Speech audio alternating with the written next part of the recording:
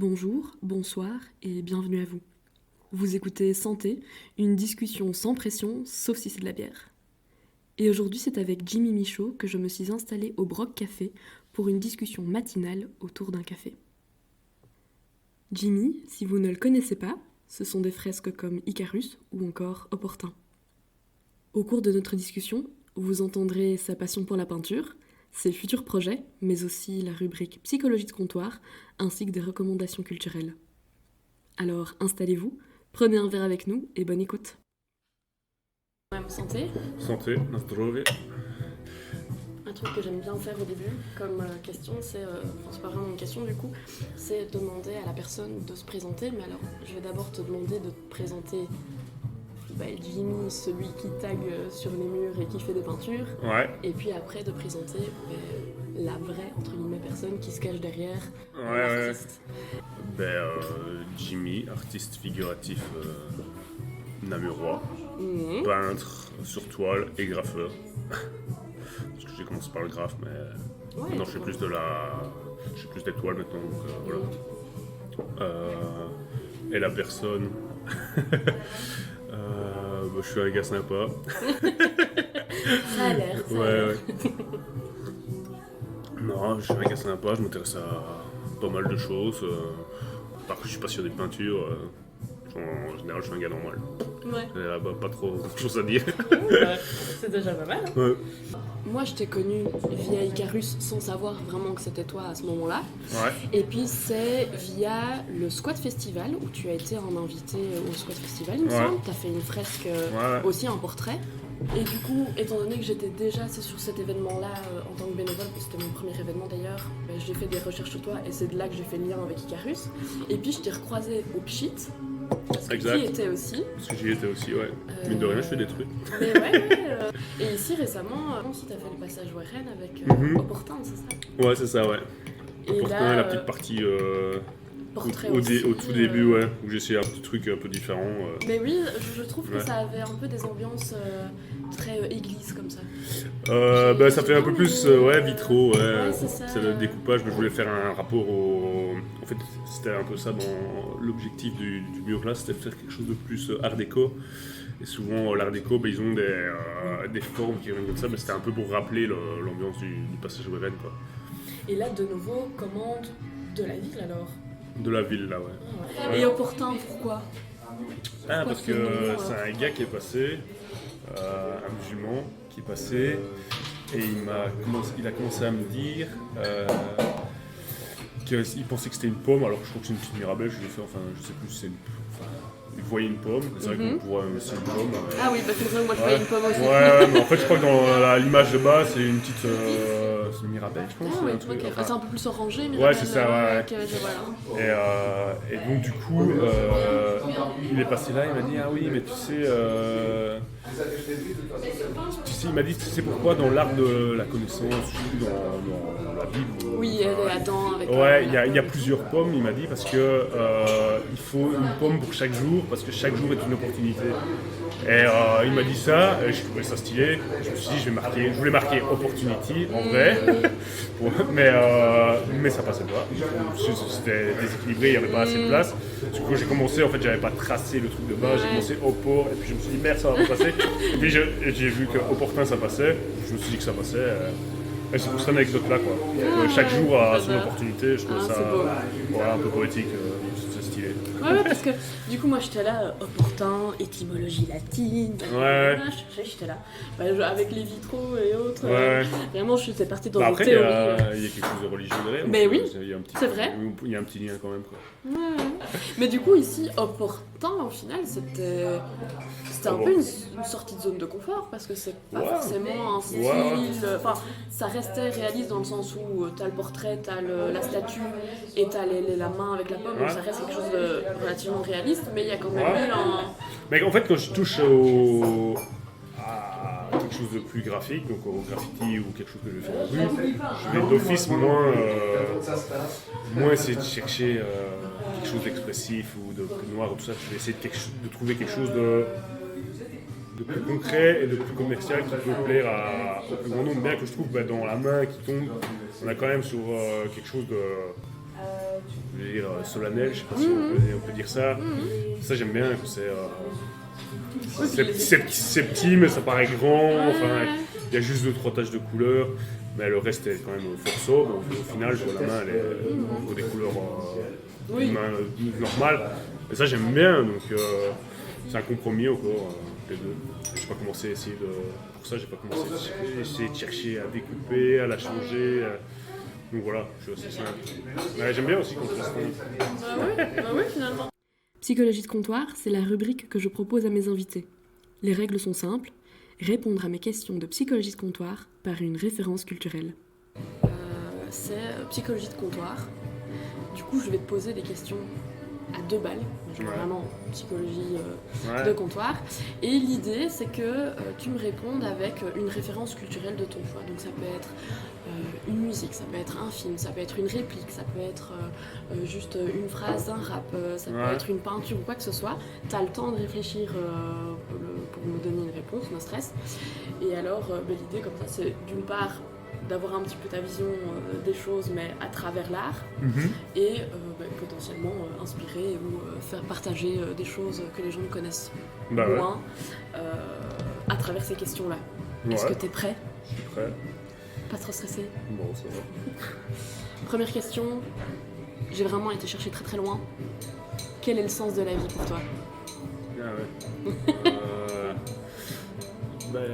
Moi je suis fort attaché au livre Conversation avec Dieu, je sais pas si tu connais. Et je trouve que ça explique assez bien le sens de la vie. Après c'est peut-être de la spiritualité à 2 balles, mais moi ça m'a fait du bien à une époque où je comprenais pas trop le sens de la vie justement. Et le fait d'avoir lu ça m'a libéré d'un poids en fait. Ok, Conversation avec Dieu. Conversation avec Dieu, de Neil Donald Walsh. Je vais voir.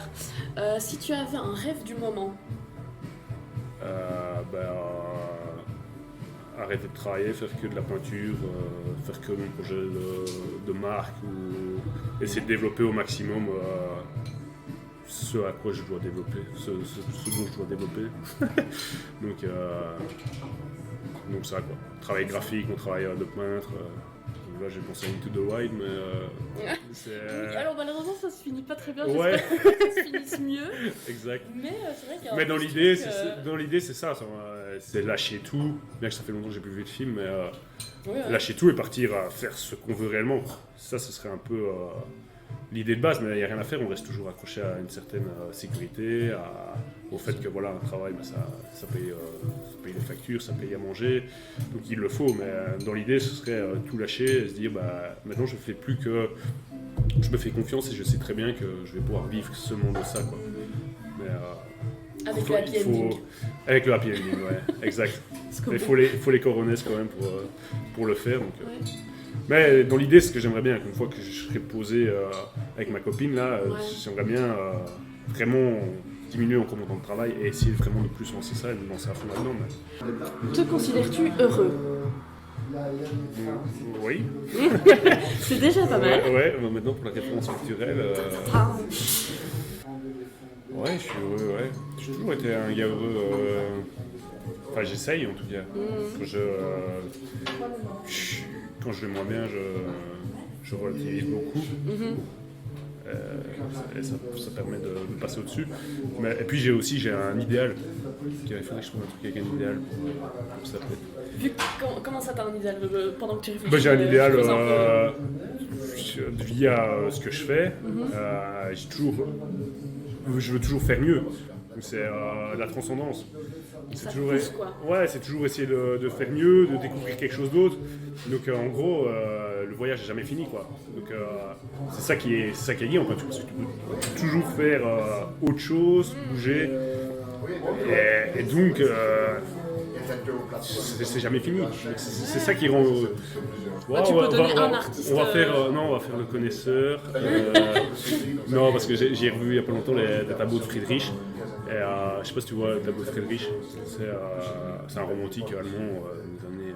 Je sais pas, c'est 1700. Je pourrais dire une connerie, mais c'est dans ces eaux-là. Mais c'est toujours en fait, c'est toujours des paysages. Moi, je suis pas fan de paysages en général en peinture, parce que ça a été. Si, tu vois sûrement. C'est le gars qui est sur un rocher et au fond, il y a des montagnes tout au loin. Et alors, en fait, à chaque fois, il y a une longue profondeur. Il y a un peu un truc de plus loin. Ouais, c'est ça. Et il a des tableaux assez profonds. Donc, quand j'ai revu ces tableaux-là, je me suis dit que c'était pas mal une belle idée. Pas du bonheur, mais parce que c'est quand même. Il y a des tableaux qui sont plus noirs aussi, mais c'est parce que je les ai revus il y a pas longtemps, je me suis dit que c'était quand même pas mal. Petite dernière. Et après, je t'embête plus avec les références culturelles. Si tu devais mourir demain, que dirais-tu à tes proches? Bah, que je les aime. Tout simplement. Ouais. Que je les aime, que j'aurais été content que ce soit eux, pas d'autres. Parce qu'ils m'ont fortement appris. Tous autant qu'ils soient. Et pour l'autre. C'était quoi Si tu devais mourir demain. Ah ouais. Un truc très positif finalement, de ce que t'as dit. Ouais. Enfin, très positif. Ouais. Je ne pourrais pas trouver de référence pour ça. C'est déjà un beau message en soi. Psychologie de comptoir, c'est fini. Retournons à l'interview. Moi, j'adore. Mais d'ailleurs, dans tes collaborations, au final, parce que je sais que tu as collaboré avec la boutique Mais qui es-tu? Ouais. Et là, tu as fait un pull. Ouais. Mais du coup, l'idée, c'était peut-être aussi à ce moment-là de proposer un truc un peu plus tag ou... Ouais, en fait, vu que je travaillais... C'est quand même une composition... Ouais, c'était une illustration, on va dire. Mais en fait, vu que c'est sur un t-shirt et que ça doit être imprimable, enfin, on sait tout faire sur un t-shirt maintenant, j'aurais pu faire. Mais si je faisais une peinture pour le truc, déjà mes peintures sont plus noires, sont plus... C'est autre chose. Là, je voulais essayer de proposer quelque chose de joli, parce que j'ai toujours cette ambivalence. Quand je fais de la peinture, ouais, il y a le fait de vouloir s'exprimer, de vouloir sortir des choses peut-être qu'on ne sort pas inconsciemment. Le travail du peintre. Maintenant, c'est un côté peut-être qui est moins commercial, quoi. Donc là, je savais bien que je devais faire quelque chose de plus commercial, parce qu'on va vendre les pulls, les gens vont les porter. Donc j'ai essayé de faire quelque chose que moi je trouvais sympathique, qui se rapproche moins de ce que je fais en peinture. C'est plus de l'illustration, c'est une autre facette de ce que je fais. Donc voilà. Et voilà. Oui, et même quand j'ai fait l'interview de Napi, donc de Kylian, j'ai appris que tu avais fait la cover de C137. Ouais. Et là aussi, de nouveau, on part sur un style... Là, à vrai dire, c'était pas grand-chose, parce que lui, il est fan de Gaspard Noé, il voulait faire sa pochette en mode comme ça. Donc moi, c'est vraiment du travail de Photoshop, on va dire. J'ai remis la pochette, j'ai remis le petit parental du story et le petit napier que j'ai réintégré dedans. Et il était content, et c'est vrai que la pochette donne bien comme ça, mais je veux dire que c'est pas vraiment un travail de recherche artistique, quoi. C'était plus pour le clin d'œil à un de ses films préférés. Et donc voilà, mais ça j'aime bien faire aussi, ça. Tu touches un peu à tout au final. Ouais. Je me suis rendu compte que c'était pas la première fois que tu avais été interrogé par 5000. Il y a déjà une interview de toi qui remonte à 2020 quand tu as fait Icarus en fait. Ah, possible, ouais. Et donc il y a une interview écrite de toi par rapport à cette fresque. Ouais.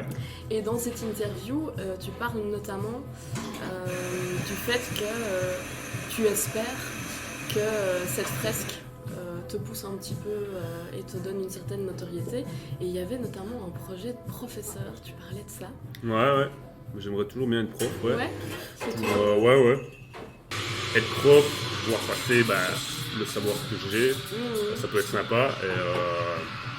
Et donc dans le futur, je pense que je ferai ça, quoi. En plus, c'est des horaires qui sont un peu plus light, donc ça me permet de peindre sur le côté. Ça serait vraiment le but par après, quoi. À un moment, vu que on travaille dans la SAP, on avait eu l'idée de faire une marque, tu vois. Et ça, c'est quelque chose qui me plairait bien aussi. Après, c'est un truc de fou, créer une marque, ce serait essayer vraiment d'amener vraiment une DA, un truc qui est cohérent, je suis fan de la marque Carhartt. Quand je vois quand je vois tout ce qu'ils apportent graphiquement, ils touchent un petit peu à tout et c'est ça que je trouve sympa, quoi. Ils utilisent plein de types de typographie, des fois ils vont faire des trucs plus cartoon, des fois ça va être des trucs plus sérieux avec des images qui sont des genres de collage. Ouais, des genres de collage, enfin il y a moyen de jouer avec mille et une choses et ça c'est vraiment quelque chose que je trouve super intéressant parce que t'as pas de limite, tu fais ce que tu veux.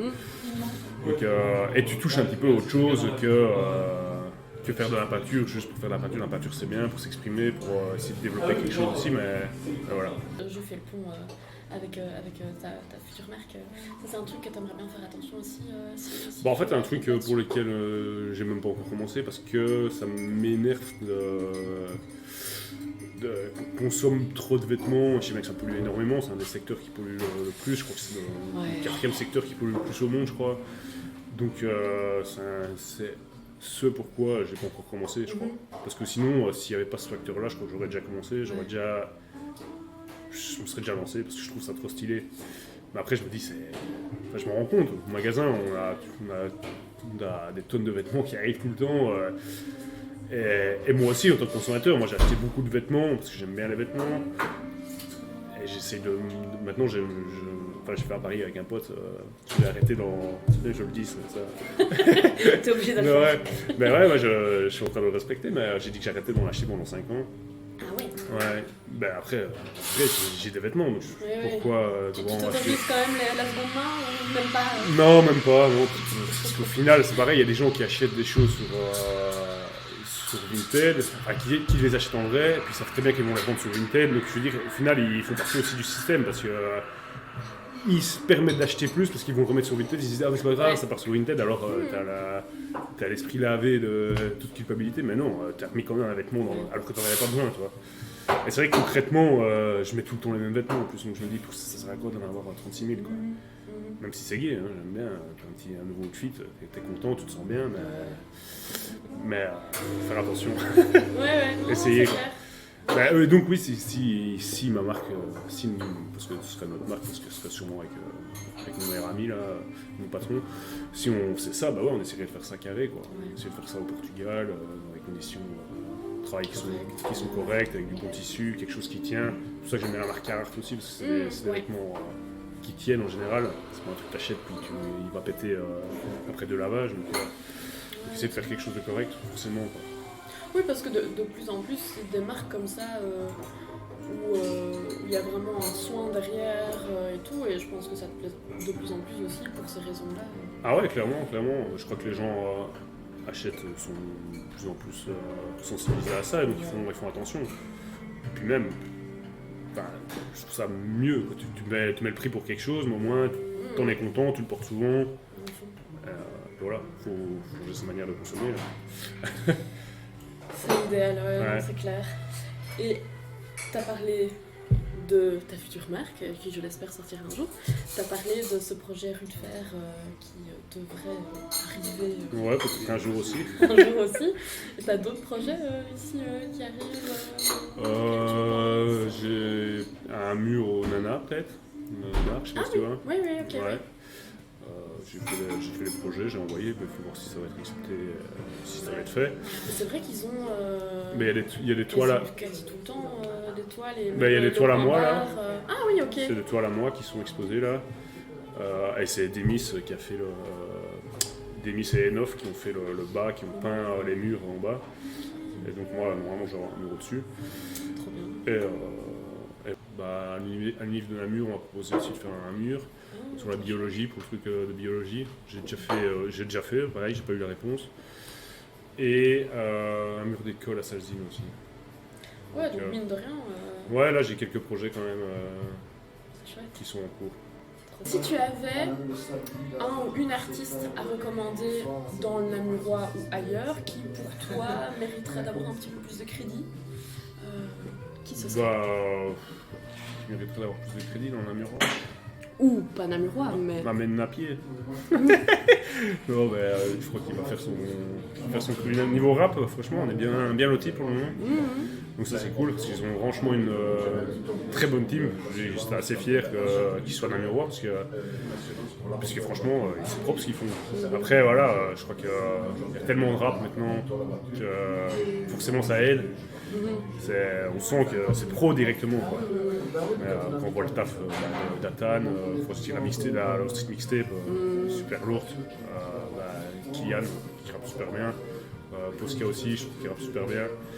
Après tous les gars de la team, Philo, tout ça, ils gèrent tous bien, donc ça c'est cool. Niveau graphe,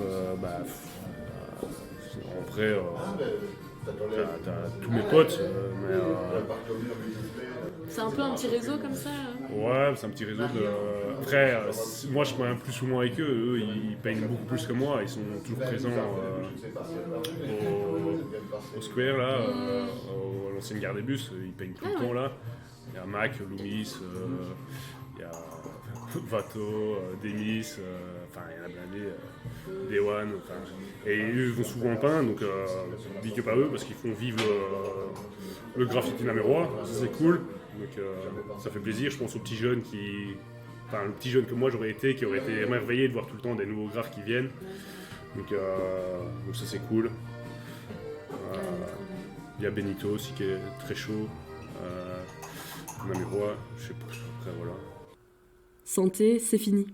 Un tout grand merci au Broc Café qui a gentiment accepté que nous nous installions à leur table pour réaliser cette interview. Merci à Cassie pour le prêt du matériel, à Louis Doll pour l'illustration de cet épisode et à 5000 de me faire confiance.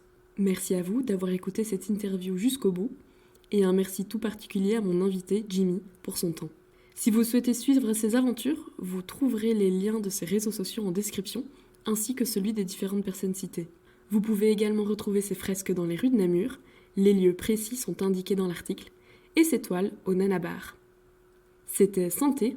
Et en attendant le prochain verre, je vous rappelle que l'alcool est à consommer avec modération.